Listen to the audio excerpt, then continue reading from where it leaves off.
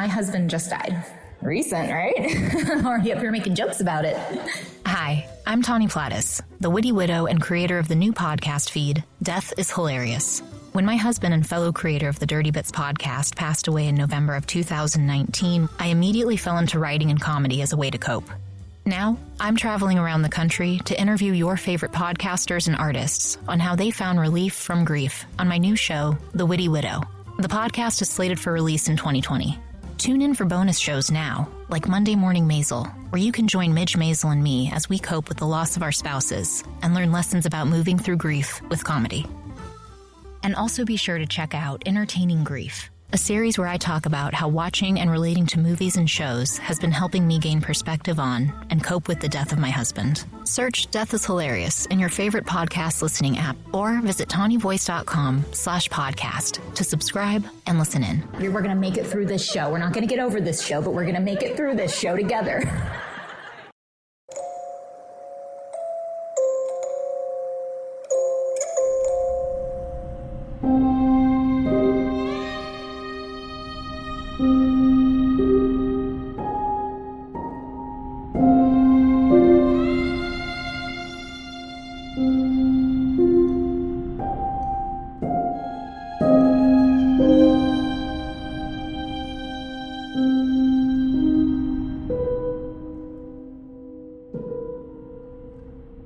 Welcome back to It's Haunted, What Now?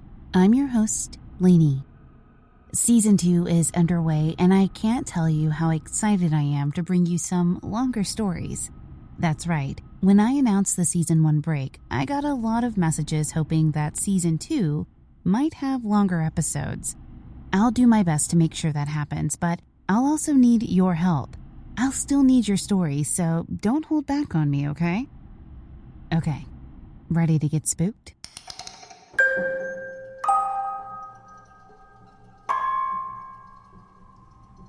Our first story comes from Sister Friede, who wrote in a terrifying tale about a porcelain doll. I still don't understand why these exist.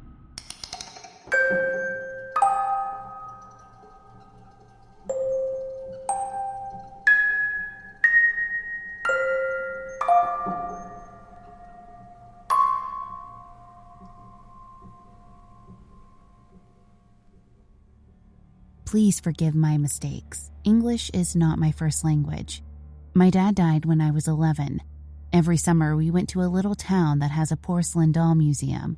I loved going there, hanging out with my dad, and I had several dolls myself, but there was one I loved the most. It was resembling an Indian girl with 2 braids. I kept it on a shelf that was facing my bed. It was pushed into the corner of it. I had it for like 3 to 4 years. I didn't touch it even once. I just admired it. Well, as I mentioned, my dad died in December.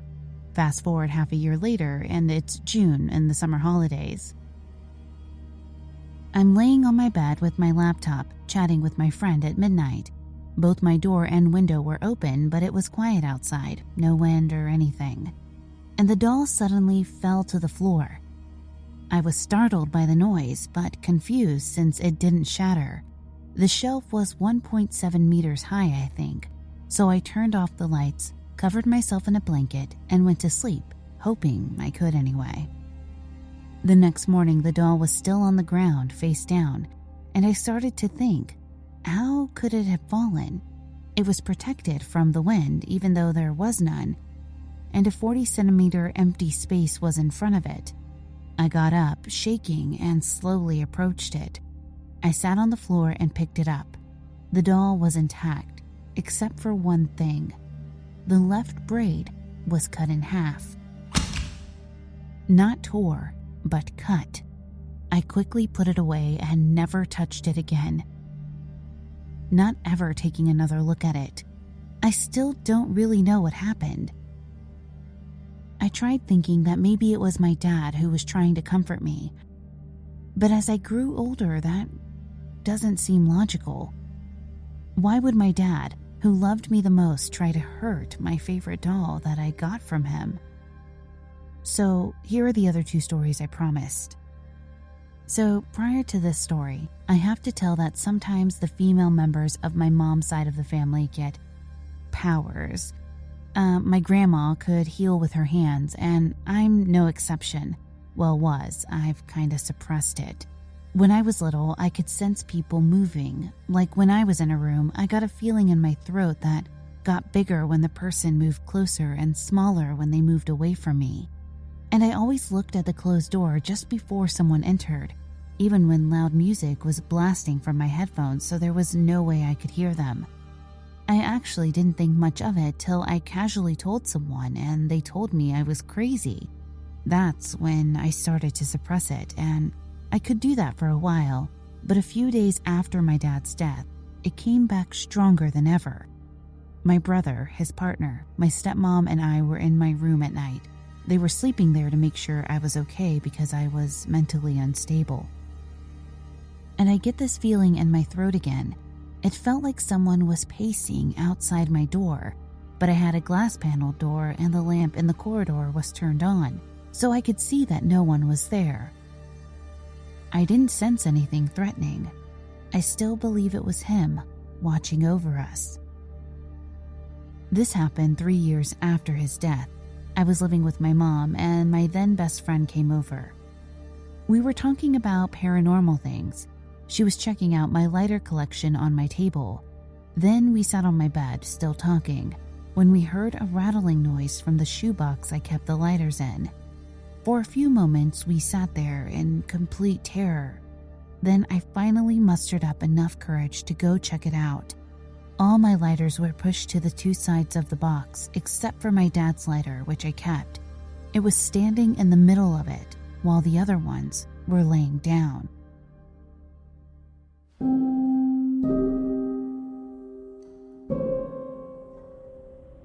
Wow, the doll's braid being cut is really weird. You're right, that doesn't just happen. I wonder what kind of message was trying to be sent. I do agree that it doesn't seem like something your dad would do, especially if it held such high value for you. Our next story comes from TheDemonQueenLuna, whose experience in a diner has me thankful for Uber Eats.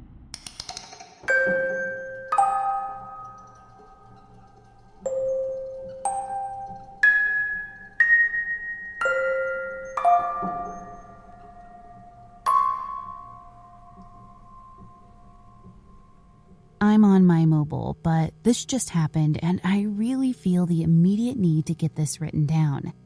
You guys should know that I have had other paranormal experiences, and I need to establish that yes, I am a horror writer.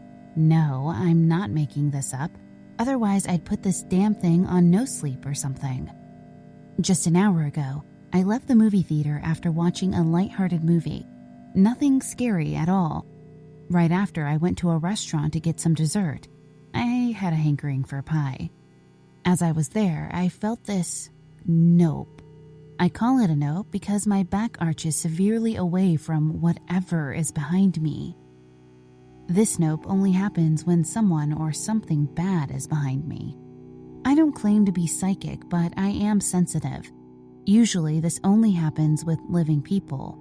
I had an art teacher in middle school that followed my class into high school, who gave me this feeling anytime he was behind me in the hallway, in the classroom, anywhere. If he was behind me, I'd feel it. Every now and then I get this feeling, and it usually goes away as soon as the person or thing in question isn't behind or around me. This feeling in the restaurant stuck the entire time I was there. I kept getting waves of it, and it made me shudder. The kind of shuddering you do when something cold touches your back. Now, let me say that I didn't feel cold, I just felt nope.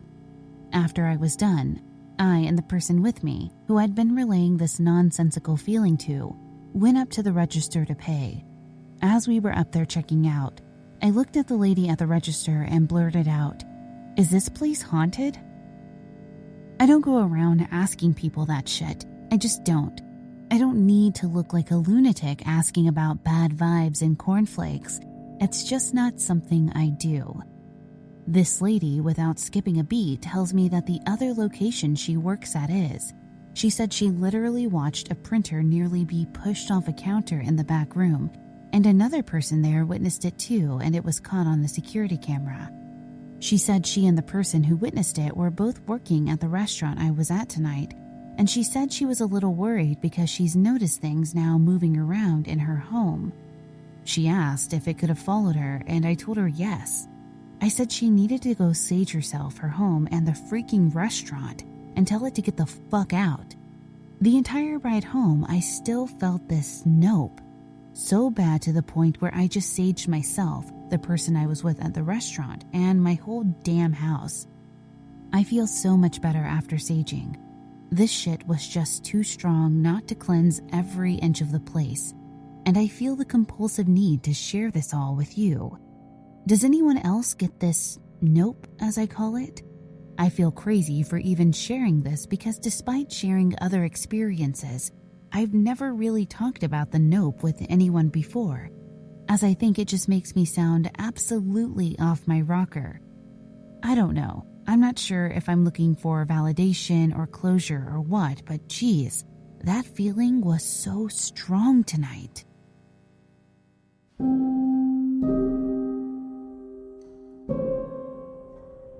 Oh, I've gotten the note before. In fact, I went to Instagram to share that my house might be haunted. I'm writing this before I record, which means that I will instantly regret sharing this while I'm standing in my booth. There's just something about not being able to see anything around you and only feeling things. I'm in an isolation booth, so my head is completely covered and I can really only see everything from the neck down, and I can't see around me or to my side.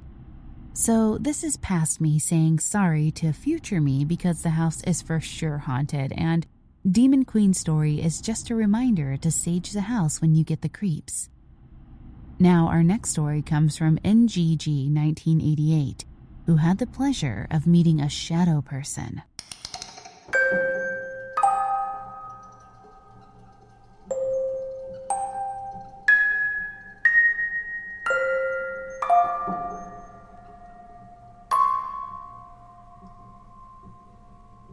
I've been hearing/reading a lot lately about people having creepy experiences with shadow figures. I don't know why. Has there been an influx or something? And every time I do, I think of the experience I had with one when I was 13, so 8 years ago now. So back then, I had just gotten a loft bed. The black wooden one from IKEA, to be specific.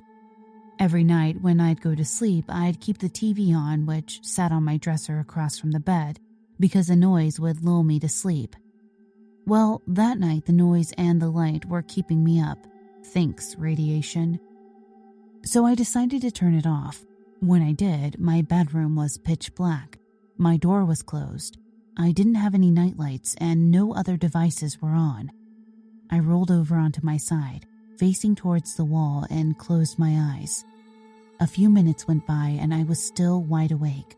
I was beginning to get frustrated because I still couldn't fall asleep. Just as I was thinking about this, I got the feeling that I wasn't alone anymore. You know how you can just tell when someone's walked into the room, almost like the energy or density changes. Well, I had an older sister who had a habit of creeping into my room late at night to steal my stuff, so I thought, okay, it's just Hannah getting something. But when I opened my eyes, my room was still dark. This told me it wasn't her because whenever she'd come in, she'd leave the door open a crack and the hallway light would shine through.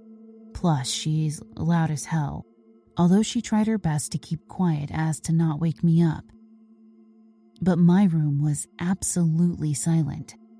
As soon as the realization dawned on me, an overwhelming sense of dread came over me. I knew someone was in the room with me, just as I know my own name.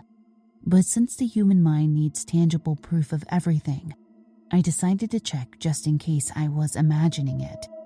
If you know anything about loft beds, you know those things are loud as hell when you move, since you're basically propped up on stilts in the air. So as I moved, I tried to do so as quietly as possible, so that whatever was in the room with me wasn't aware I was there and knew it was there too.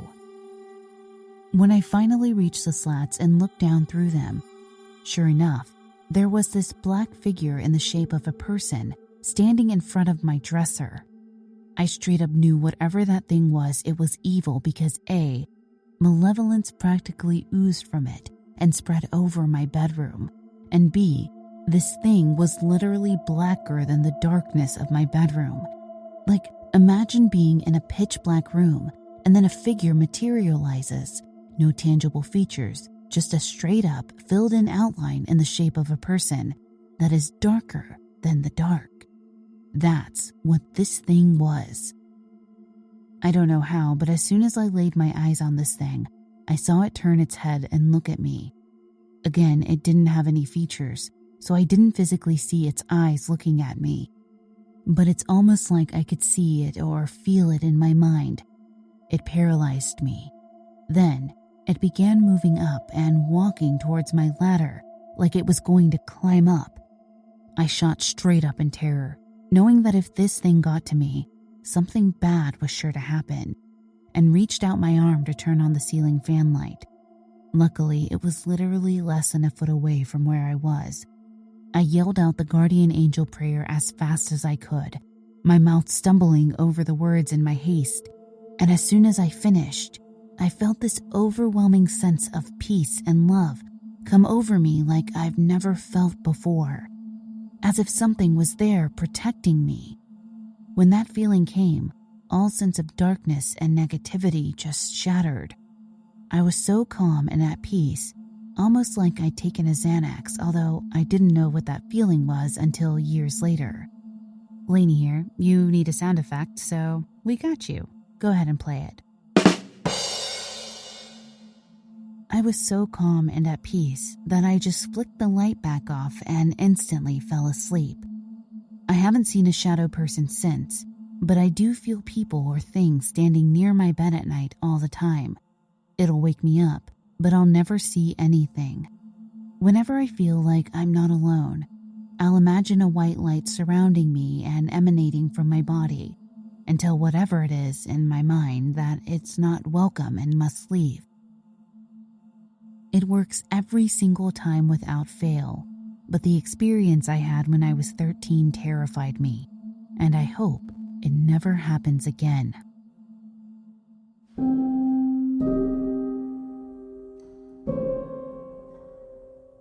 I'm going to pause the spooky tales so you can hear a word from our sponsors.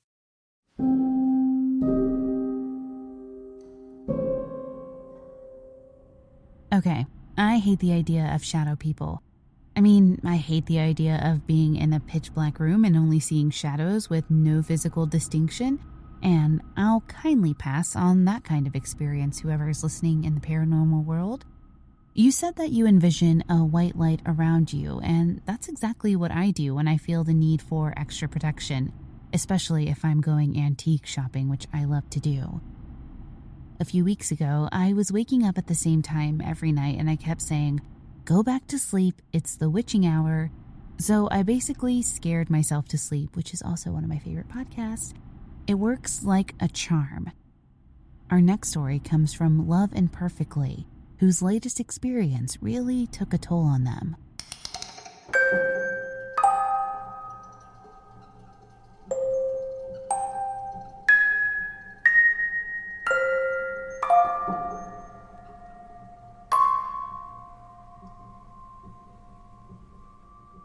A couple years ago, the boy who lived next door to us passed very suddenly. I was anxious and upset, and I needed an outlet, so I wrote it out, sort of as it was happening, from waking that morning and seeing the police cars and not knowing what had happened, to the coroner's van. It was an awful day. We didn't see the neighbors that day at all. We didn't see them leave. We just knew that the house was dark and later learned that they had gone to be with a local relative. That evening, while walking my dog, I saw their son Devin in the driveway of their house. I walked up to within 10 feet of him and asked him if he was all right. At the time, I still wasn't sure what had happened that morning. He looked at me in a way I can't forget. It was very familiar and warm. Then he was gone.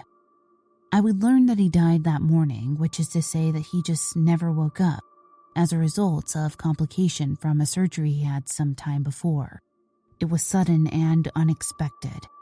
So I tried to settle on the idea that I had seen his ghost, which is hard for me because I'm not subject to flights of fancy, and I wasn't one to believe in such things. In fact, I saw him a couple of times that first night, though I wasn't sure I believed me. I didn't understand why I was seeing him. I loved him. He was my little buddy who helped me with my chores, and he was just a really great kid, but that didn't explain to me why I was seeing him. So that's the story as it was the last time I wrote about it. There's been a lot more to it since, and a great deal that I wasn't able to talk about at the time of this first experience. Before I go further, I just want it noted that I'm not sure I'm right about any of this. I'm not sure if my mind is sound anymore, and so, well, I'm not sure of anything, but this is a story continued, and it is my reality. What I didn't write about then, because I simply couldn't, was that within the year prior to Devon's death, we lost our youngest son. The similarities are remarkable in that the two simply never woke up again. My son had an undiagnosed complication related to Wolff-Parkinson-White syndrome, and we would only learn about it from his autopsy. I know less of Devon's cause of death other than that he had surgery for a benign brain tumor a couple years prior to his death. He suffered a rupture and an aneurysm. I wasn't talking about my son when I first wrote of this experience. I wasn't talking about him at all then. I was just trying to get by. Anyway, it didn't seem relevant to the experience I was writing about, so there seemed no point. I was incorrect. I've carried enormous and crushing guilt since the death of my son. For a time, I just couldn't get out from under it. It was the only thing I could feel. I prayed to die every day. I tried to die, but I had obligations, and so I assumed my life would be hell until the end. My wife wasn't home the night my son died. It was just me and the boys. That night, my youngest came into the room, and he wasn't feeling well. He had his friends over that day, and I let him indulge in more candy and snacks than he would otherwise be allowed. And so I assumed that was the culprit. I lifted the covers and let him climb in with me. And when I woke up in the morning, we were back to back, and I knew something wasn't right. When I looked at him, I knew immediately that he was gone. My memory that morning is sporadic at best, but one thing remains clear, and that is when one of my older sons came into the room after hearing me scream, that I looked at him and asked, "What did you do?" I have no earthly idea why I said that to him, but shortly after I knew that I would never truly understand what it did to him. So the morning that Devon died, the emotion in our house was much greater than I let on. We realized that somebody else, someone we knew and cared about, would walk the same path we walked, and on a more selfish level, we had to live it again. After seeing Devon and accepting that I had actually seen him, I had so many questions. The first was, why me? I didn't understand why I encountered Devon and not my own son. But then, at the time, I was rich with my own grief, and I didn't understand much of anything. I would see Devon again, and I guess that's part of the story that I'm here to write out. Sometimes it was just a fleeting glance, like the shadow of someone walking past. Those times when it was more vivid, I would smell popcorn, which is sort of interesting because I really couldn't describe what popcorn smells like. The connection was that I used to tell my youngest that he smelled like popcorn. It was just one of those silly, nonsensical things you say to a kid to make them giggle. I couldn't process these encounters at first, and I re-engaged with a therapist, although I only ever skated around the issue. I felt I might be losing my mind. I only briefly skimmed the surface of the experience with Bill, Devon's father. One night when we had more than 2 beers together, It was tactical, and the response was enough to realize that he wasn't experiencing the same thing. That made me even more convinced that my mind had broken. But then came that Friday. I don't remember the date. I only know that it was December and it was Friday, because I remember being so glad to have had made it one more week. I pulled into the driveway, but I didn't want to go into the house. My wife and I had been having some trouble, and I didn't want to continue the argument. That was the evening of the first very real encounter with Devin. I don't know how to explain this and have it make sense. It doesn't make sense, but this is what I remember. I was sitting in the car, just letting my mind rummage through the best way to get through the night, when I knew that Devin was in the passenger seat.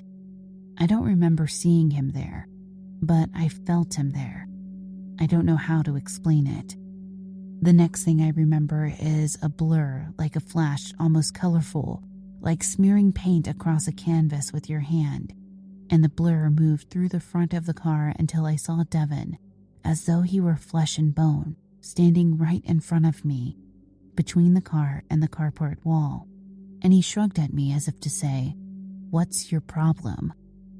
That's when it started. I call them ideas because I don't know what else to call them. I didn't hear his voice. I can't remember his voice, and I remember being really sad about that. But somehow I heard him. It wasn't my own inner voice, it was just ideas. The first idea was that my oldest son was okay. It's not possible to explain, but it's as if I could see from his perspective and truly know that he was okay and that he understood my outburst that morning. I hadn't ruined him for life, and he wanted me to know, but I knew that he didn't know how to tell me. Another idea was that my wife didn't blame me.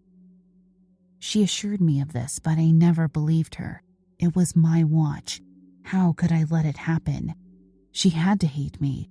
That's how it felt to me, and so I was becoming ever more defensive, which is why we were having trouble.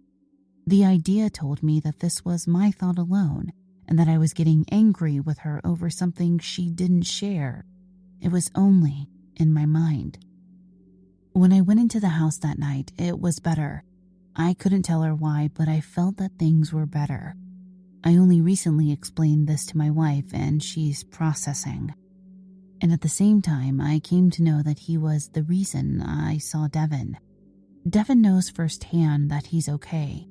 I don't know why it was him and not my son, but I feel like it's okay, as if there's a good reason. Either way, it's the most powerful of everything I felt during these visits. I remember he couldn't stay, and knowing that the words meant a great deal more than just that. There wasn't anything I could have done. He was happy, he loved us, and I became wrapped in this idea. The way we accept any simple reality. There is no question. I don't see him anymore, which is to say I haven't. Maybe I will again. After each image of Devin, I felt like it was the last time, but I've been wrong. It just feels like I won't see him again. In the end, whether this is concocted in my head as some lucid psychosis or whether I'm off my nut completely, the experience has given me a sense of peace. I no longer scoff at the unreasonable expectations of carrying on. I know I need to. So my therapist told me to write this out, and if I'm brave enough, I'll send it. I'm not sure I'll share it with him because I'm unclear on the law or if he could have me committed. You have no idea what a regular guy I am. This experience is not in my wheelhouse.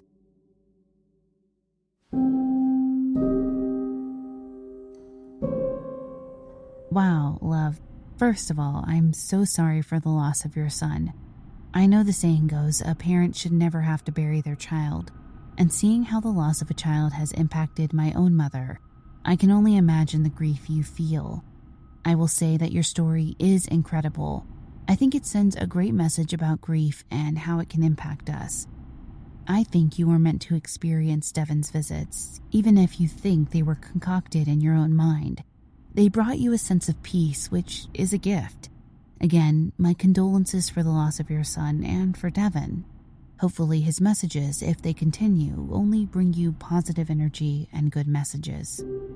Okay, well, that wraps up this episode. If you would like to submit your own spooky tale to be read on the show, head to hauntedpod.com and click on the link to submit your story. Thank you so much for listening and joining us for Season 2.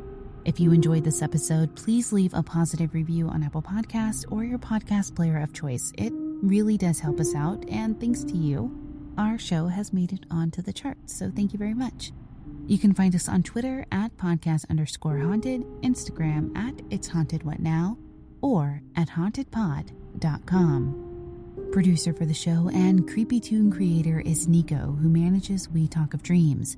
Follow him on Twitter at We Talk of Dreams or visit wetalkofdreams.com. Audio engineer for the show is the ever-talented Ches Gray, who manages Gray Multimedia.